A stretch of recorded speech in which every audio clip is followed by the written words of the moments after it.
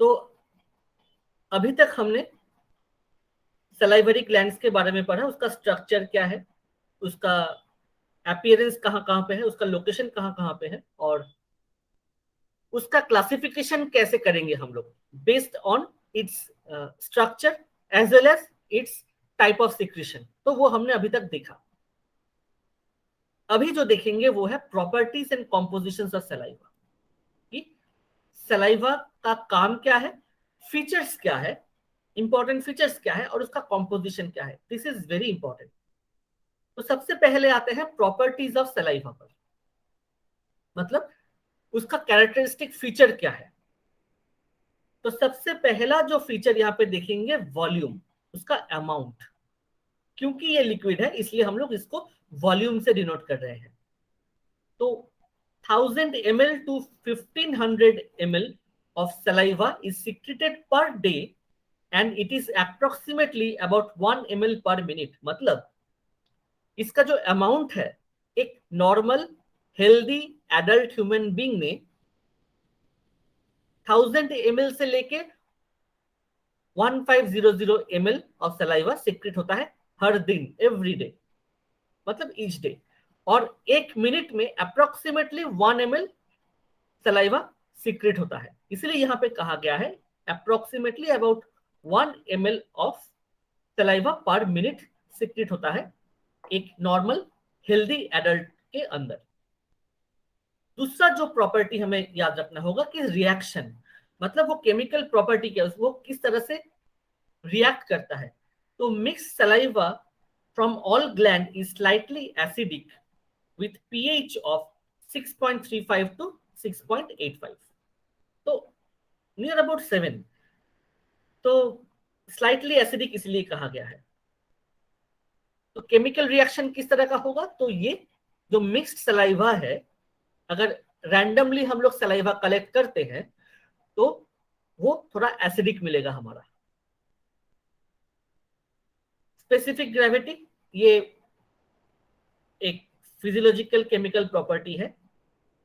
इसका जो वैल्यू होता है 1.002 टू 1.012। स्पेसिफिक ग्रेविटी क्या है ये हम बाद में जानेंगे, जब बायोकेमिस्ट्री पढ़ेंगे तब हम लोग ये बताएंगे। अभी के लिए नाम याद करके रहो कि स्पेसिफिक ग्रेविटी करके भी एक फिजियोकेमिकल फीचर्स होता है। तो उसका जो रेंज है वो 1.002 टू 1.012 ये कहा गया है अप्रोक्सीमेशन। और टोनिसिटी, ये भी एक केमिकल प्रॉपर्टी है। Saliva is hypotonic to plasma, इसका भी मीनिंग हम लोग बाद में समझेंगे। अभी के लिए ये 4 प्रॉपर्टीज जान के रखते हैं। तो volume, reaction, specific gravity and tonicity, तो ये है प्रॉपर्टीज ऑफ सलाइवा। नेक्स्ट आते हैं कॉम्पोजिशन, कॉम्पोजिशन ऑफ सलाइवा। यहां पे देख सकते हो कि मिक्स्ड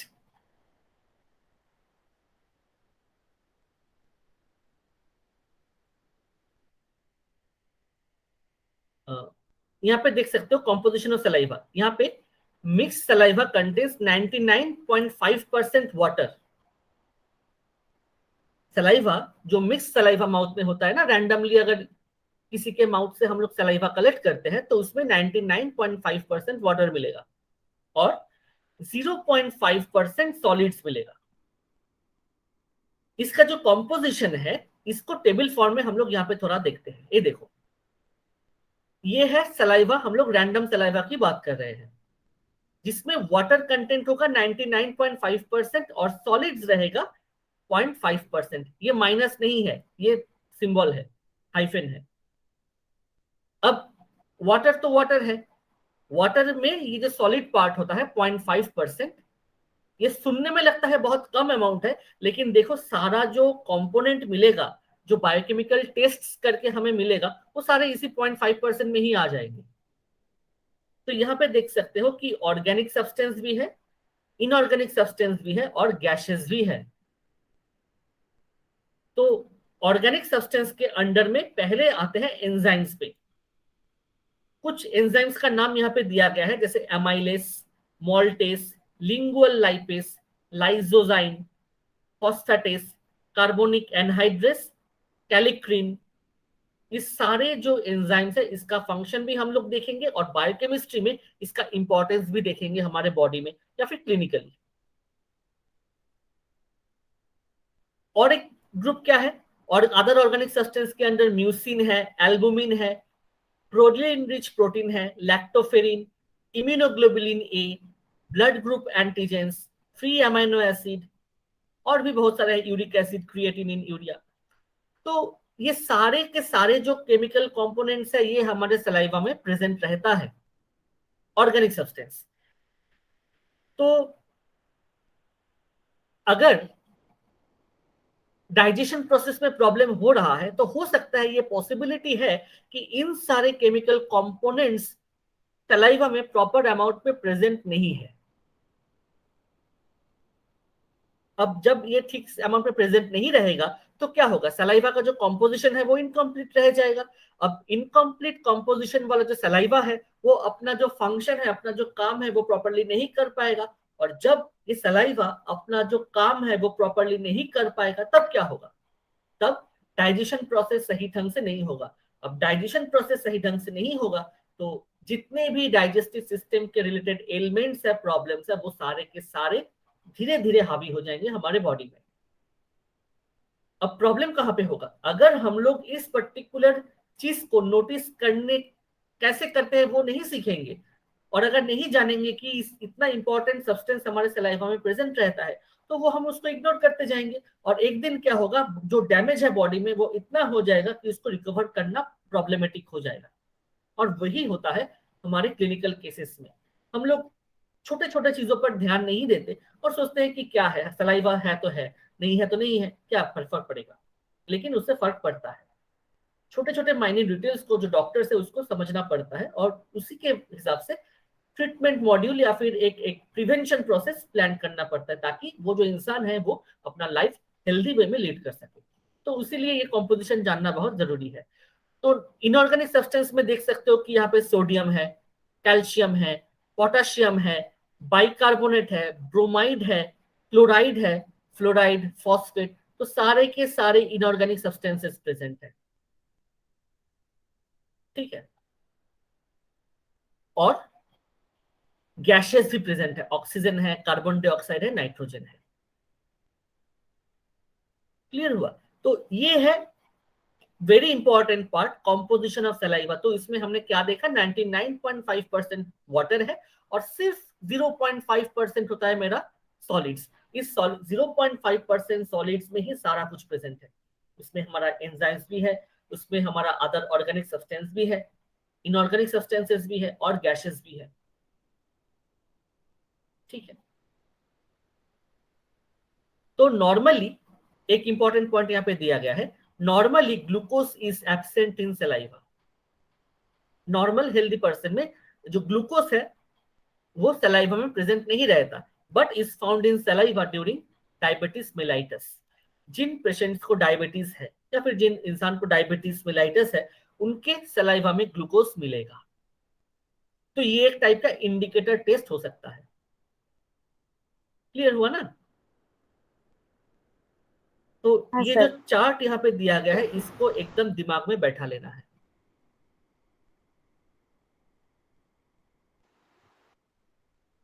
नेक्स्ट हम लोग आते हैं फंक्शंस ऑफ सलाइवा पे, क्योंकि ये फिजियोलॉजी है, यहाँ पे हम लोग फंक्शंस देखेंगे। तो ये जो कॉम्पोजिशन था इसका फंक्शन क्या होगा फिर। Saliva is very essential digestive juice. Saliva जो है ये डाइजेशन प्रोसेस के लिए बहुत ही इंपॉर्टेंट है। अगर सलाइवा सही ढंग से नहीं होगा तो हमारा एंटायर डाइजेस्टिव प्रोसेस जो है वो खराब हो जाएगा। इसका फंक्शन और इसका कॉम्पोजिशन बहुत ही इंपॉर्टेंट है, क्योंकि जब हम लोग बाद में इंडिविजुअल डिजीज को लेकर पढ़ेंगे तब हमें इन कॉम्पोजिशन और इस फंक्शंस का इंपॉर्टेंस पता चलेगा।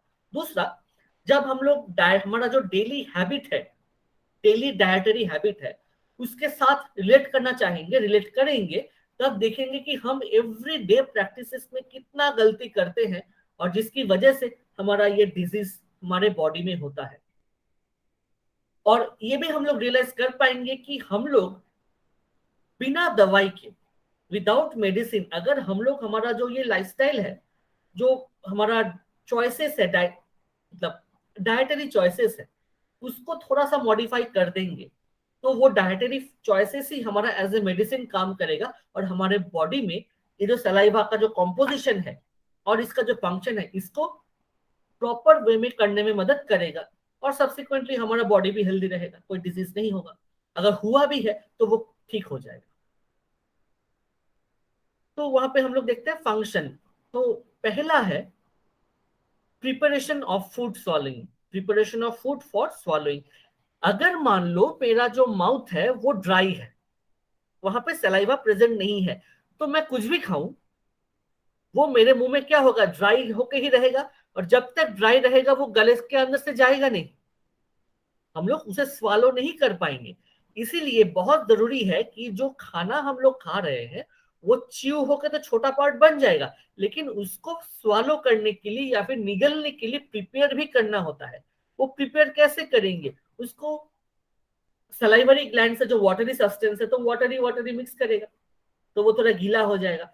और सिर्फ वाटरी होने से नहीं होगा, उसके आसपास स्लीपरी भी बनाना है, इसलिए म्यूकस भी वहां पे सिक्रेशन होता है। इसलिए जो फूड मटेरियल है, बोलस जिसे कहते हैं, वो इजिली पास ऑन हो जाता है क्योंकि वहां पे मॉइस्ट हो जाता है, वो सलाइवा उसे डिसॉल्व करता है और म्यूकस क्या करता है, उसे कवरिंग देता है ताकि वो इजिली पास ऑन हो जाए हमारे बॉडी के अंदर। तो when food is taken into the mouth it is moistened and dissolve by saliva, जो हमने कहा सलाइवा उसे डिसॉल्व करता है। The mucous membrane of mouth is also moistened by saliva, जो मुंह के अंदर जो म्यूकस मेम्ब्रेन है वो भी मॉइस्ट हो जाता है, गीला हो जाता है। इट फैसिलिटेट्स च्यूइंग, चबाने में मदद करता है। By movement of the tongue, tongue और टीथ की वजह से हमारा जो ये फूड है ये मूव होता है, च्यू होता है, छोटे छोटे फॉर्म में कन्वर्ट होता है। उसके बाद क्या है, mucin of the saliva lubricates the bolus and facilitates swallowing. तो फूड मटेरियल जो लुब्रिकेट हो जाता है या फिर जो स्लिपरी बन जाता है वो होता है म्यूसिन की वजह से, और उसी की वजह से वो जो फूड है वो हमारे गले से पास होकर स्टमक में जाता है। ये पहला है प्रिपरेशन फॉर फूड और preparation of food for swallowing. दूसरा क्या होता है, एप्रिसिएशन ऑफ टेस्ट, जो हमने पहले छोटे पॉइंट में हमने कहा था, एप्रिसिएशन ऑफ टेस्ट, कि फूड का टेस्ट कैसा है वो अगर हम लोग एप्रिशिएट ही नहीं कर पाएंगे तो दो चीज होगा, कि हम लोग वो खाना नहीं खाएंगे, पसंद नहीं आएगा। दूसरा, जब तक ये टेस्ट एप्रिसिएशन नहीं होगा हमसे, जब हम लोग उस फूड के टेस्ट से या स्मेल से हैप्पी नहीं हो रहे हैं, तो क्या होगा, हमारे खाने का मन नहीं करेगा। तो वो जो नर्वस स्टिमुलेशन चाहिए हमारा जो डाइजेस्टिव प्रोसेस को ट्रिगर करने के लिए, हमारा जो सलाइवरी जूसेस है या फिर डाइजेस्टिव जूसेस है उसे सीक्रेट करने के लिए, वो सही ढंग से नहीं होगा। इसीलिए देखना, जो फूड मटेरियल तुमको पसंद नहीं है वो खाओगे तो वो डाइजेस्ट होने में प्रॉब्लम होता है, बहुत देर लगता है। इन कंपैरिजन जो फूड तुम्हें पसंद है अगर वो तुमने खा लिया वो बहुत अच्छी तरह से डाइजेस्ट होगा और भूख भी जल्दी लगता है। ये छोटा छोटा माइन्यूट डिटेल्स है जो हमें रियलाइज करना होता है डेली लाइफ में। तो appreciation of taste is another important function of saliva. तो taste is a chemical sensation, ये केमिकल सेंसेशन है। तो जब भी सलाइवा डिसॉल्व करता है फूड मटेरियल्स को, तो वहां पे जो रिएक्शन हो रहा है वो केमिकल हमारे नर्व एंडिंग जो है जीभ में, वहां पे सिग्नल भेजता है कि ये ऐसा प्लेजरेबल टेस्ट है या फिर अनप्लेजरेबल टेस्ट है या फिर बैड टेस्ट है। तो उसके हिसाब से हमारा जो नर्वस सिस्टम है वो स्टिमुलेट होगा या डिप्रेस होगा, और उसके चलते ये डिसाइड होगा कि मुझे खाना है, खाने का मन करेगा या खाने का मन नहीं करेगा। तो this is the appreciation of taste. उसके बाद है डाइजेस्टिव फंक्शन। ये तो हमें पता ही है कि सलाइवा जो है वो हमारे बॉडी के अंदर जो फूड मटेरियल्स है, जो हम लोग खाना खाया हमने, उसे डाइजेस्ट करने में मदद करता है। किसके थ्रू, एंजाइम्स के थ्रू, हमने पढ़ा था लास्ट क्लास में। तो वहां पे डाइजेस्टिव एंजाइम्स तीन तरह का होता है mainly, salivary amylase, maltase and lingual lipase. ये तीन मोस्ट इंपॉर्टेंट एंजाइम्स है जो कि हमारे सलाइवा में प्रेजेंट रहता है, माउथ में प्रेजेंट रहता है।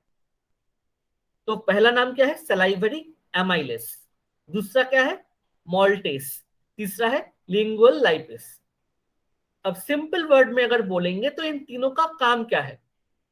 तो जब भी हम यहाँ पे देखेंगे सलाइवरी एमाइलेस, ओ इससे पहले एक बात बता दूं कि जिस भी केमिकल के पीछे ये वर्ड देखोगे ASE, एस, समझ लेना है कि वो एंजाइम है। ठीक है, तो जिस किसी भी वर्ड के पीछे ASE वर्ड जुड़ा हुआ होगा वो एंजाइम है इन जनरल। कुछ कुछ एंजाइम ऐसे भी होंगे जिसके पीछे ASE नहीं है, लेकिन मेजोरिटी के पीछे ASE प्रेजेंट होगा। तो यहाँ पे सलाइवरी एमाइलेस, सलाइवरी मतलब सलाइवा में प्रेजेंट रहता है, एमाइलेस मतलब एक एंजाइम है। किस तरह का? एमाइलेस आता है एमाइलोस से। ये है एक टाइप का कार्बोहाइड्रेट।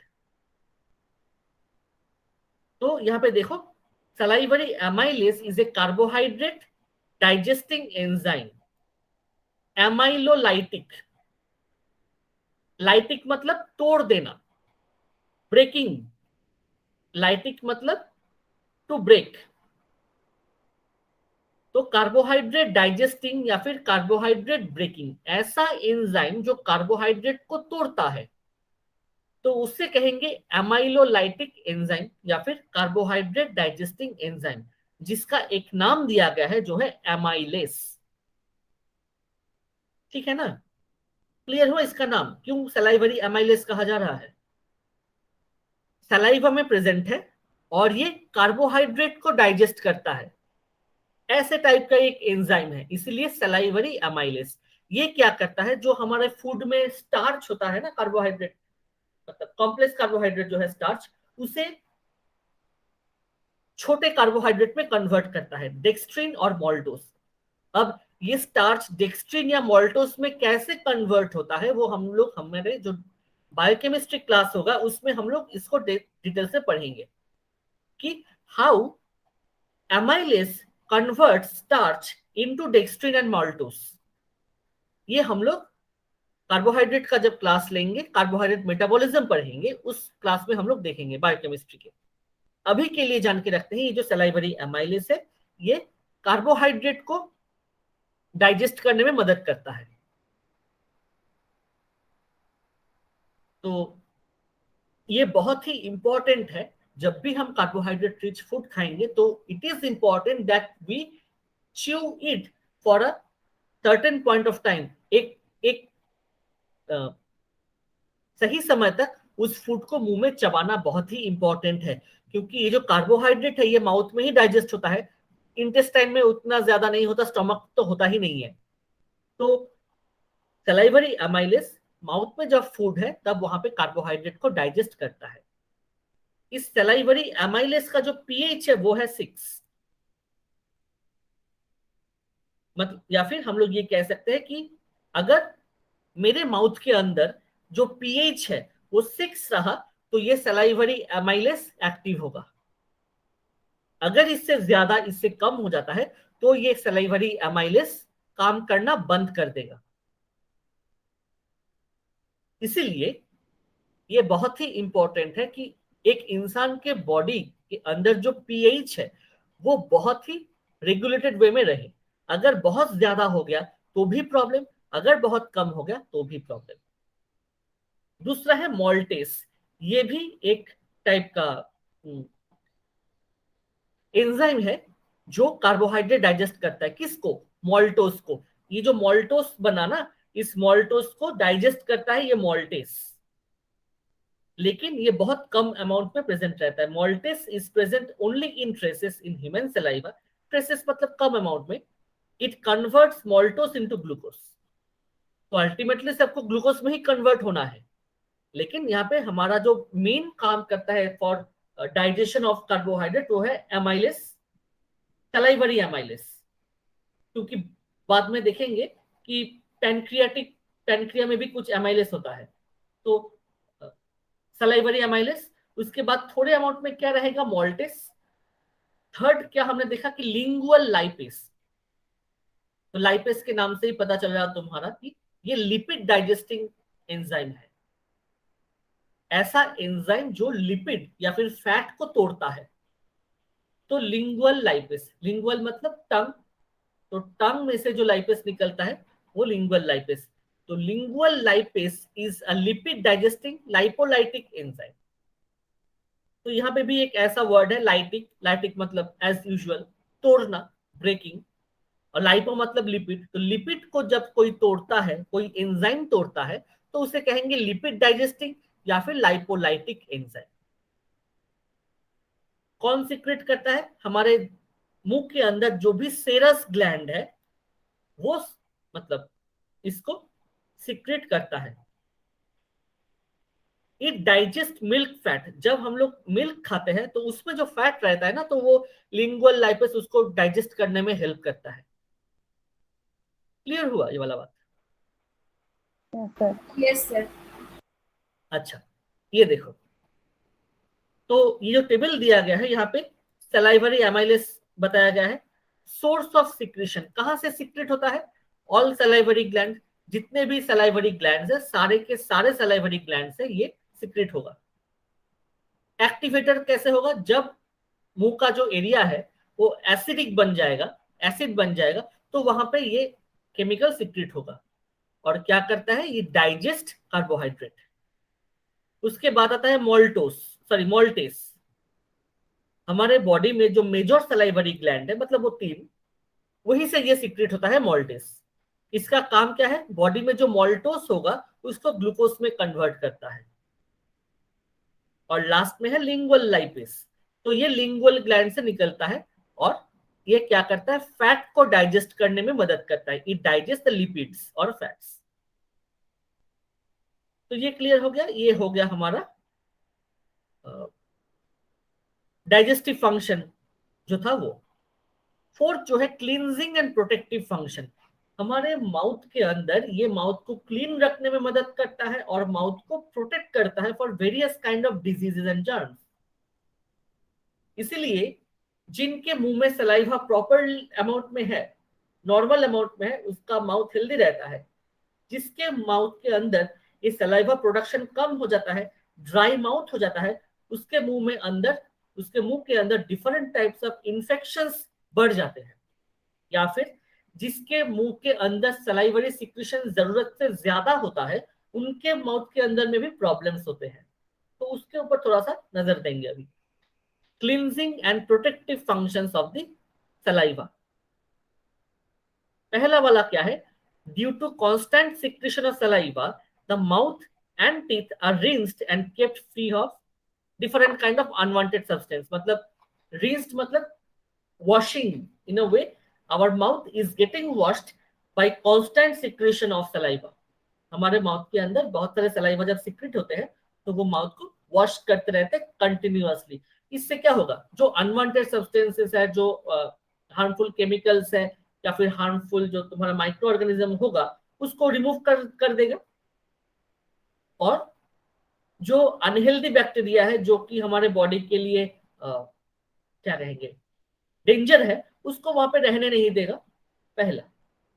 दूसरा जो है, ये बहुत सारे केमिकल्स रिलीज करता है, एंजाइम, जैसे lysozyme of saliva kills bacteria, जैसे स्टेफाइलोकोकस, स्ट्रेप्टोकोकस, ब्रूसेला, ऐसे बहुत सारे बैक्टीरिया है, जर्म्स है, जिसको लाइजोजाइम मार डालता है। तो एंटीबैक्टीरियल या फिर एंटीबायोटिक एक्टिविटी है सलाइवा का। इसीलिए देखोगे कि एनिमल वर्ल्ड में डॉग्स, कैट्स, इसको अगर हम लोग पास में देख पाएंगे, अगर उसके बॉडी में कहीं पे इंजरी होता है तो वो क्या करता है, जीभ से जगह को चाटता है ना। फॉलो करना। जब यस सर। भी डॉग या कैट को, क्योंकि उसी को तुम पास में देख पाओगे, डॉग या कैट को कहीं पे भी इंजरी होता है तो वो क्या करता है, जीभ से उस जगह को चाटता है। इसका मतलब क्या, उस लोगों को पता है कि उसका जो सलाइवा है उसमें एंटीबायोटिक प्रॉपर्टीज है, इसीलिए वो उस जगह को चाटता है ताकि वहां से जो लाइजोजाइम है या फिर और भी जो प्रोटेक्टिव केमिकल्स है उस जगह पे प्रेजेंट जर्म्स को मार सके। तो they are very much intelligent than us in a way. तो हम लोग देख पा रहे हैं कि ऐसा हमारे बॉडी में भी है। ये जो लाइसोजाइम है, ये हमारा जो सलाइवा में प्रेजेंट है, ये हमारे मुंह के अंदर अनवांटेड बैक्टीरिया को मार देता है, मारने में हेल्प करता है। तो इट हैव एंटीबैक्टीरियल या फिर एंटीबायोटिक प्रॉपर्टीज। थर्ड पॉइंट है proline rich protein present in saliva. यहां पे भी देखो, they have anti microbial property and neutralize toxic chemical such as tannins. Tannins are present in many food substances including fruits. तो हमारे mouth के अंदर और भी केमिकल्स होते हैं जिसको हम लोग प्रोलिन रिच प्रोटीन कह रहे हैं। इसका काम है हमारे माउथ के अंदर एंटी माइक्रोबियल एक्टिविटी दिखाना, एंटीबायोटिक एक्टिविटी दिखाना। उसके साथ साथ अगर बाहर से कोई हार्मफुल केमिकल्स आ रहा है तो उसके अगेंस्ट भी एक फर्स्ट लाइन प्रोटेक्शन देता है। क्लियर हुआ? तो हमारा जो सलाइवा है वो सिर्फ हमारा फूड डाइजेशन करने में ही हेल्प नहीं करता, वो हमारे माउथ का जो हेल्थ है उसे प्रोटेक्ट करने में भी मदद करता है। और इन अ वे हम लोग कह सकते हैं ये हमारा एक टाइप का फिजिकल बैरियर है, डिफेंस मैकेनिज्म है हमारे बॉडी का। उसके बाद क्या है, lactoferrin of saliva also has antimicrobial property. अब क्यों इतने सारे एंटीबायोटिक या फिर एंटीमाइक्रोबियल सब्सटेंस को सलाइवा में डाल दिया भगवान ने या फिर नेचर ने? क्योंकि ये एक ऐसा एंट्री रूट है जहां से आउटर वर्ल्ड के साथ कनेक्शन है, और आउटर वर्ल्ड से चीज बॉडी के अंदर में ही जाएगा, फूड मटेरियल्स हमारे बॉडी के अंदर में ही जाएगा। तो ये बहुत जरूरी है कि यहाँ पे बहुत ज्यादा पहरा बैठाया जाए ताकि बाहर से कोई भी अनवांटेड सब्सटेंस या फिर हार्मफुल सब्सटेंस पास ऑन होके अंदर ना जा पाए। तो ये काम सलाइवा का है, सलाइवा में प्रेजेंट जो भी केमिकल्स है उन सब का है। अब थोड़ा सा सोचो कि अगर मान लो कि सलाइवा का जो कॉम्पोजिशन है, उसका जो फंक्शन है या फिर उसका जो पावर है वो किसी वजह से वो डिस्टर्ब हो जाता है, तो क्या होगा? ये जो बैरियर है, ये जो प्रोटेक्शन था, वो ही तो ब्रेक हो गया ना। अब जो भी खाऊं, जो भी कुछ करो, वो तो अंदर ही चला जाएगा मेरा। इसीलिए सलाइवा बहुत ही इंपॉर्टेंट है। उसके बाद immunoglobulin A, IgA in saliva also has antibacterial and antiviral actions. इसमें एंटीवायरल और एंटीबैक्टीरियल एक्शन भी होता है। And mucin present in saliva protects the mouth from physical damage. मान लो हमने कोई खाना खा लिया जो हार्ड है, उसका कंसिस्टेंसी हार्ड है, हमने ठीक से नहीं चबाया और हमारे पेट में वो चला गया, क्योंकि वो हमारा जो अंदर वाला पोर्शन है वो सॉफ्ट है, वो हो सकता है वो उसमें इंजरी हो। उससे प्रोटेक्शन के लिए ये म्यूसिन या फिर म्यूकस जो लेयर है वो रहता है, चारों ओर से गार्ड करके रखता है, ताकि गलती से भी अगर कोई हार्ड सब्सटेंस फूड के थ्रू चला जाता है तो वो उसका जो एजेस है वो लग के अंदर का जो वॉल है उसमें कोई डैमेज ना पहुंचे। इसलिए आउटसाइड में फूड का सब्सटेंस है, उसके आउटसाइड में ये म्यूसिन प्रेजेंट रहता है और लुब्रिकेशन प्रोवाइड करता है ताकि कोई इंजुरी ना हो जब वो फूड मटेरियल ट्रांसपोर्ट हो रहा होता है। क्लियर हुआ? Yes, sir. हाँ, इसके बाद आता है role in speech. By moistening and lubricating soft parts of the mouth and lips, saliva helps in speech. If the mouth becomes dry, pronunciation becomes difficult. मान लो अगर तुम्हारा जो माउथ है या फिर मेरा जो माउथ है ये ड्राई हो जाता है, यहाँ पे सलाइवा सिक्रीशन नहीं होता, तब हम लोग ठीक से बात नहीं कर पाएंगे, क्योंकि वहां पर लुब्रिकेशन नहीं होगा, वो मूवमेंट ठीक से नहीं होगा। इसीलिए रात को जब सो रहे हो, यहाँ पे कहीं पे जा रहे हो, तो तुमको बहुत जोर से प्यास लगा है और माउथ पूरा ड्राई हो गया, तब तुम देखोगे झट से तुम बात नहीं कर पाओगे। अगर बात कर भी रहे होगे तो वर्ड ठीक से नहीं निकलेगा। ऐसा हम सबके साथ हुआ है। तो दैट इज वेरी इंपॉर्टेंट। तो saliva have very important role in speech. और अगर मान लो बहुत ज्यादा सलाइवा सिक्रेशन हो रहा है तब भी बात नहीं कर पाओगे, तब क्या होगा? तब वो मैं हूना वाला जो प्रोफेसर था, याद आया? हाँ, तो मैं हूना वाला प्रोफेसर बन जाओगे। बात करोगे तो मुंह से एकदम फाउंटेन आएगा। तो वैसा वैसा सिचुएशन हो सकता है। तो कोई भी चीज ज्यादा अच्छा नहीं है। जितना जरूरत है, बॉडी को पता है कितना जरूरत है, उतना अमाउंट में अगर रहेगा तो बेटर, अगर नहीं रहेगा तो भी प्रॉब्लम। ज्यादा अच्छा नहीं है और कम भी अच्छा नहीं है। उसके बाद क्या है, excretory function. It is very important. Many substances, organic और इनऑर्गेनिक, वो सलाइवा से एक्सक्रीट होता है। It excrete substances like mercury, potassium iodide, lead and thiocyanate. Saliva also excretes some viruses such as those causing rabies and mumps. इसीलिए इसीलिए rabies के बारे में जब कहा जाता है, तो मान लो किसी को एक मैड डॉग ने काट लिया जिसको रेबीज हुआ है, हम लोग क्यों कहते हैं कि एंटी रेबीज वैक्सीन ले लो? हो सकता है उसका जो सलाइवा है, क्योंकि सलाइवा एक एक्सक्रीटरी फंक्शन भी करता है, और यहाँ पे हमने पढ़ा अभी अभी कि वायरसेस भी सलाइवा में हो सकता है क्योंकि वहां से वो एक्सक्रीट हो रहा है। तो जब, अगर मुझे वो डॉग काट लेता है और उसका जो सलाइवा है मेरे ब्लड के साथ मिक्स होता है, अगर उसके ब्लड में, सॉरी उसके जो सलाइवा में ये वायरस प्रेजेंट होगा तो मेरे ब्लड से भी घुलेगा जाके।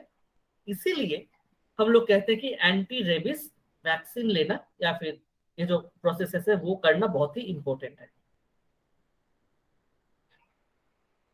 तो यहाँ पे देख सकते हैं कि it also produces excretory function. इसीलिए किसी के बॉडी में अगर आर्सेनिक पॉइजनिंग होता है, किसी के बॉडी में अगर मर्करी पॉइजनिंग होता है, या फिर किसी वजह से ऐसे हो रहा है, तो उस पर्टिकुलर पेशेंट के मुंह के अंदर ना उसका टेस्ट बदल जाता है। उसका सलाइवा का टेस्ट, मतलब हम लोग एनालिसिस करेंगे, केमिकल एनालिसिस करेंगे, तो हमें वहां पे ऐसे मतलब क्या कहेंगे, ऐसे डेंजरस केमिकल्स मिलेंगे केमिकल टेस्ट में। वहां से हम लोग डायग्नोस कर सकते हैं कि प्रॉब्लम यहाँ पे है।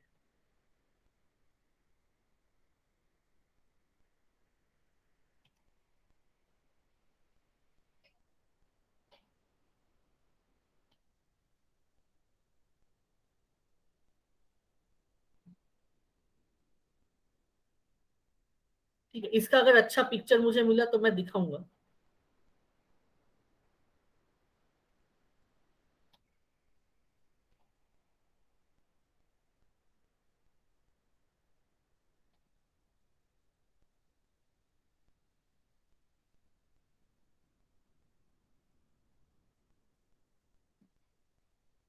अच्छा,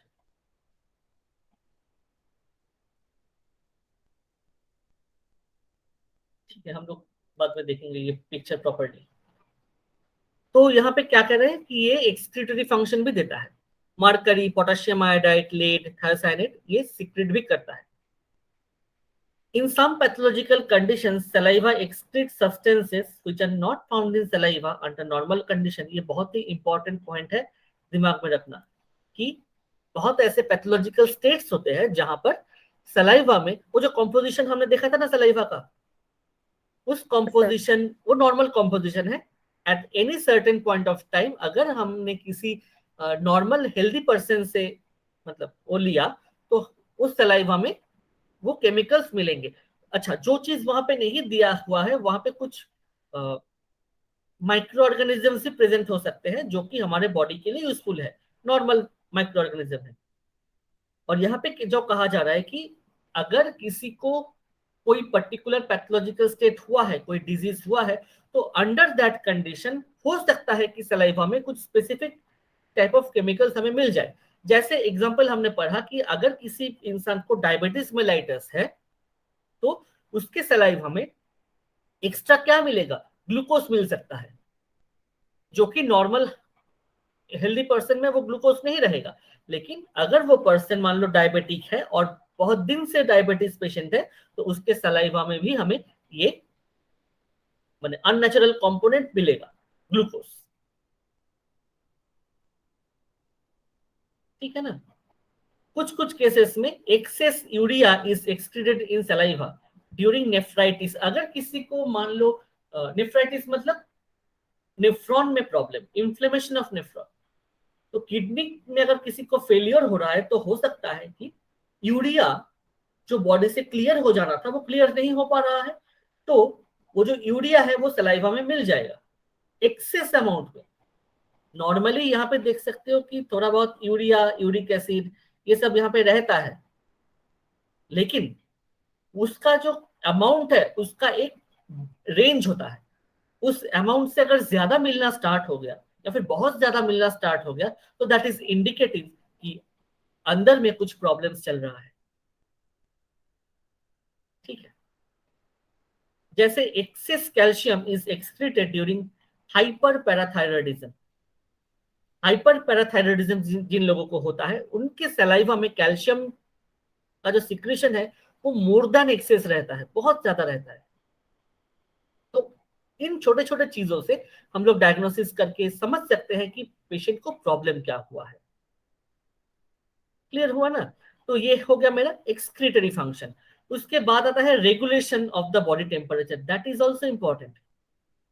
इन dogs and cattle excessive dripping of saliva during panting helps in loss of heat। ये हमारे बॉडी में ज्यादा हम लोग समझ नहीं पाते उस तरह से। तो सलाइवा क्या करता है, डॉग्स को या फिर कैटल्स में देखोगे कि वो जीभ निकाल के रखा हुआ है। गर्मी में देखोगे दोपहर को डॉग्स लंबा लंबा जीभ निकाल के बैठा हुआ है। इसका मतलब क्या, वो सलाइवा को कंट्रोल करके बॉडी टेम्परेचर रेगुलेट कर रहा है। ठीक है, उसके साथ however in human beings sweat glands play major role in temperature regulation and saliva does not play any role in this function। हमारे ह्यूमन बीइंग में नेचर ने किया कि हमें स्वेट ग्लैंड्स दिया। अब वो स्वेट ग्लैंड्स बाकी एनिमल से बहुत एडवांस्ड है, इसीलिए हमें वैसे पेंटिंग करने का कोई जरूरत नहीं पड़ता। हमारे जो स्वेट ग्लैंड्स है वो बॉडी टेम्परेचर को रेगुलेट कर देता है। और ये जो सलाइवा है हमारे बॉडी में, स्पेसिफिकली ह्यूमन बॉडी में, उतना टेम्परेचर रेगुलेशन में कोई फंक्शन नहीं दिखाता। लेकिन ये कहना जरूरी है क्योंकि और दूसरे एनिमल्स में ये जो टेम्परेचर रेगुलेशन का काम है वो सलाइवा करता है, इसीलिए ये बताया गया है। उसके बाद है रेगुलेशन ऑफ वाटर बैलेंस। जब भी हमारे बॉडी के अंदर वाटर कंटेंट डिक्रीज करता है सलाइवरी सिक्रेशन ऑल्सो डिक्रीजेस। तो जितना ड्राई एरिया में जाओगे या फिर जितना बॉडी डिहाइड्रेट होगा उतना माउथ ड्राई होना स्टार्ट होगा, सलाइवा सिक्रेशन कम हो जाएगा। इसलिए जिसे कहा this causes dryness of the mouth and induces thirst. जो प्यास का जो रिस्पॉन्स है वो ट्रिगर करता है ये हमारा part. When water is taken, it quenches the thirst and restores the water content of the body, और हमारा सलाइवरी सिक्रेशन जो है वो नॉर्मल लेवल पे वापस आ जाता है। ये पार्ट यहां तक क्लियर हुआ? Yes, sir. अच्छा, और जो लास्ट पार्ट यहाँ पे है वो है रेगुलेशन ऑफ सलाइवरी सिक्रेशन। ये सिक्रेशन कैसे हो रहा है, तो वही नर्व सप्लाई पे आ जाते हैं हम लोग, nerve supply to salivary glands. तो यहाँ पे देख रहे हैं कि ये सलाइवा का जो सिक्रेशन है ये हमारे कॉन्शियस कंट्रोल में है क्या? नहीं है। मैं चाह रहा हूं अभी मैं 1 लीटर सलाइवा सिक्रेट करूंगा, हो पाएगा? नहीं हो पाएगा। जब जब बॉडी चाहेगा तभी होगा। इसीलिए they are under autonomic nervous system. ठीक है ना? तो ये हमारे बॉडी के कॉन्शियस कंट्रोल में नहीं है, ये बॉडी के कंट्रोल में है, हमारे कंट्रोल में नहीं है। तो यहाँ पे अगर देखेंगे तो nerve supply to salivary gland ये 2 तरह का होता है, पैरासिम्पैथेटिक और सिंपैथेटिक। वो जो लास्ट क्लास में हमने कहा था, मतलब पहले लेक्चर में, वही वही स्टोरी यहाँ पर है। तो वहां पे जनरल कहा गया था, वही चीज सिंपैथेटिक और पैरासिम्पैथेटिक जो एस्पेक्ट है वो सारे जो हमारा डाइजेस्टिव सिस्टम का पार्ट है उस पर लागू होगा। तो उसी तरह सलाइवरी सिक्रेशन में भी वही पार्ट है।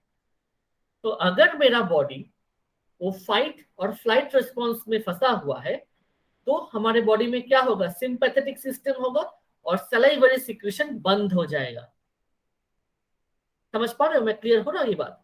अगर मेरा बॉडी थ्रेट फील कर रहा है, हमारे बॉडी के आसपास फाइट और फ्लाइट सिचुएशन है, तो हमारा बॉडी क्या करेगा, डाइजेस्टिव प्रोसेस को शट डाउन कर देगा। डाइजेस्टिव प्रोसेस को शट डाउन करने के लिए क्या चाहिए कि सलाइवरी ग्लैंड्स या फिर जो भी एंजाइम्स है वो भी शट डाउन हो जाए। Yes, sir. ठीक है। Yes, sir. तो entire digestive process will shut down and it will get depressed. इसका मैं सिंपल एग्जांपल देता हूं। तुम्हारे सामने एक इंसान आ गया, इंसान छोड़ो भूत आ गया मान लो, गला सूख जाता है ना, या फिर रात को तुमने एक नाइटमेयर देखा, एक बुरा सपना देखा, तब गला सूख जाता है।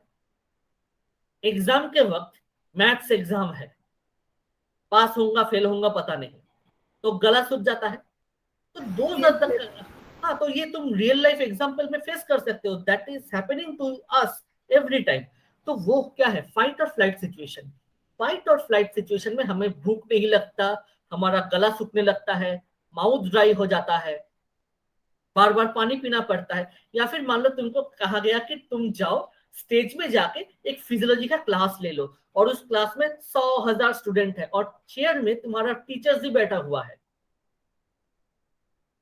इस जो सलाइवरी सिक्रेशन और इसका जो सिंपैथेटिक रिस्पॉन्स है, ये प्रैक्टिकली एक्सपीरियंस कर पाओगे तब जाकर। तो ये एक पार्ट है, तो ये सिंपैथेटिक पार्ट हुआ। इसका एग्जैक्ट ऑपोजिट अगर मैं कहूँ तो मान लो किसी के बर्थडे पार्टी में जा रहे हो, शादी में जा रहे हो, तो देखना भूख ज्यादा लगता है, तो वहां पे क्या होता है, माइंड एकदम हैप्पी, कोई टेंशन नहीं, कुछ भी नहीं, घूमने गए हो कहीं पे, हाँ, माउंटेन एरिया में, सी में, तो मन एकदम फ्रेश है। तो वहां पे क्या होगा, वहां पे कोई भी फाइट और फ्लाइट नहीं होगा, कोई भी थ्रेट नहीं होगा, है ना, हैप्पी हैप्पी रहोगे। जब हैप्पी रहोगे तब पैरासिम्पैथेटिक जो प्रोसेस है वो हावी हो जाएगा हमारे बॉडी में। उससे क्या होगा, उससे हमारा जो डाइजेस्टिव प्रोसेस है वो ज्यादा होगा, उससे जो सलाइवरी ग्लैंड्स है उसका सिक्रीशन ज्यादा होगा, प्रॉपर वे में होगा। तो यही एक्शन है मेरा, ये पैरासिम्पैथेटिक और सिंपैथेटिक का। क्लियर हुआ ये वाला पार्ट? सर। Yes, sir. अच्छा,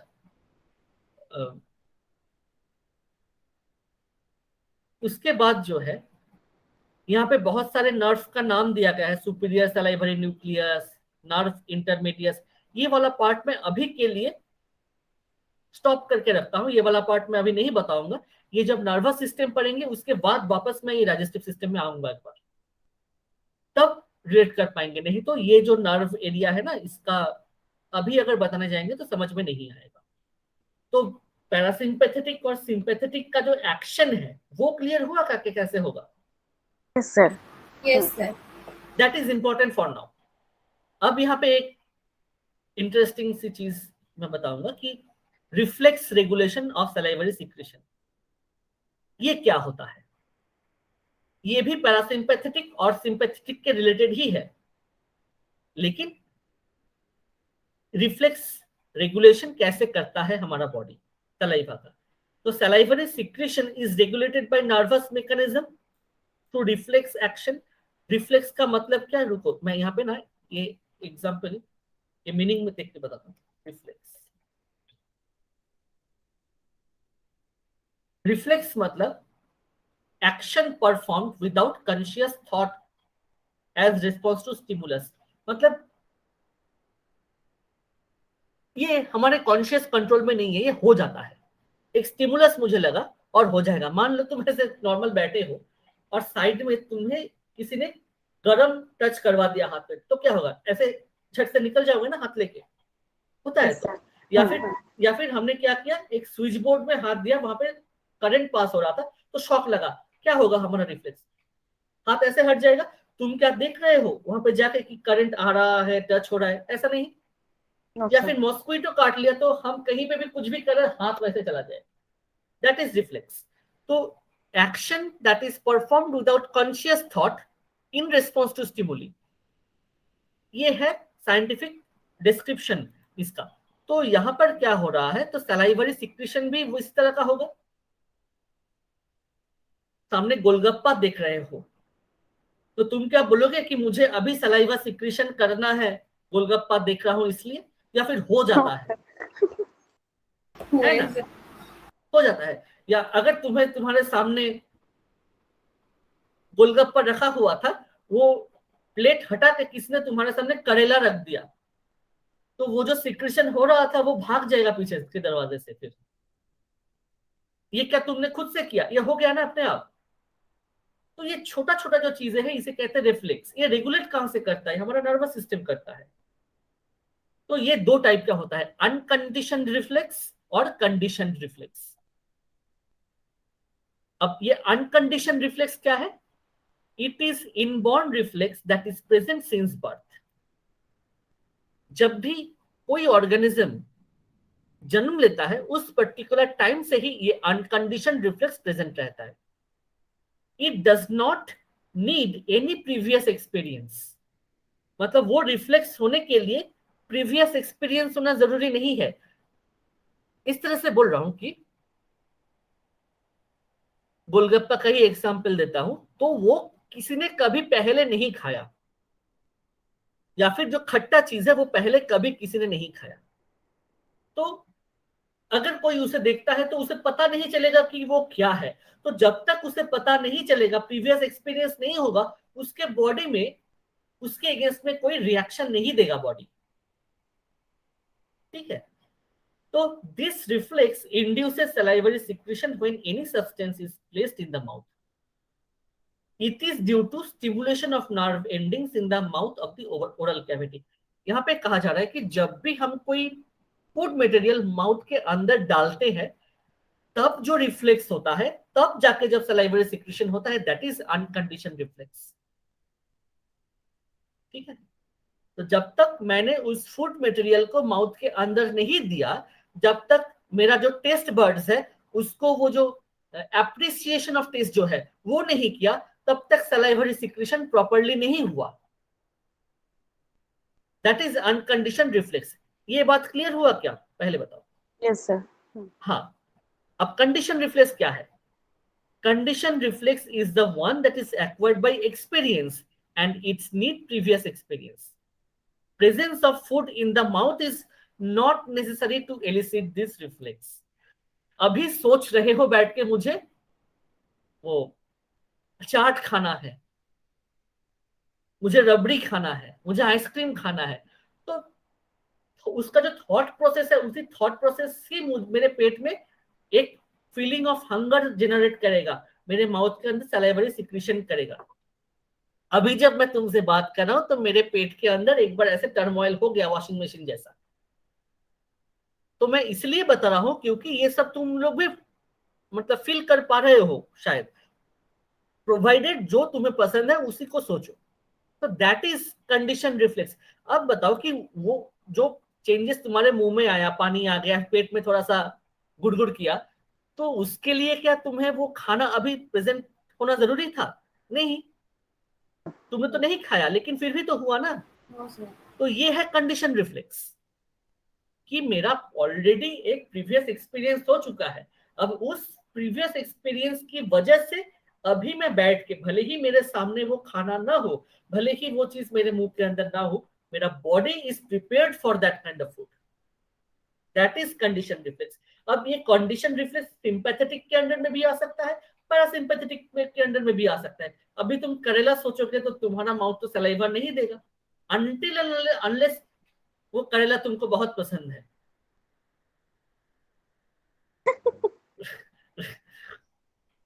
रिलेट कर पा रहे हो? तो यही बात है, ऐसे ही पढ़ना होता है। हमारा जो टोटल बॉडी है दैट इज द बेस्ट, क्या कहेंगे, best laboratory to study medicine. Medical science पढ़ने के लिए तुमको बाहर जाने का जरूरत नहीं है, until unless you want to study a dead body.